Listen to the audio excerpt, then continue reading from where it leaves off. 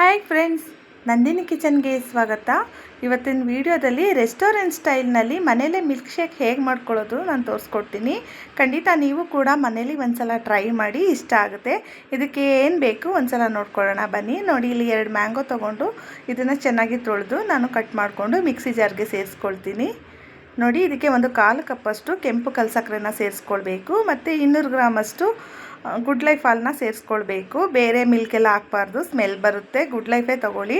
ನೋಡಿ, ಇದನ್ನು ಮಿಕ್ಸಿಲಿ ಚೆನ್ನಾಗಿ ಮಿಕ್ಸಿ ಮಾಡಿದ್ರೆ ನೋಡಿ ಈಗ ಮಿಲ್ಕ್ ಶೇಕ್ ರೆಡಿ.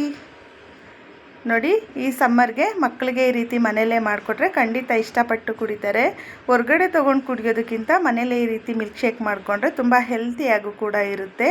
ಈ ವಿಡಿಯೋ ಇಷ್ಟ ಆದರೆ ಲೈಕ್ ಮಾಡಿ, ಶೇರ್ ಮಾಡಿ, ಕಮೆಂಟ್ ಮಾಡಿ, ಸಬ್ಸ್ಕ್ರೈಬ್ ಮಾಡೋದನ್ನು ಮರಿಬೇಡಿ. ಇಷ್ಟೊತ್ತು ನನ್ನ ವಿಡಿಯೋ ವಾಚ್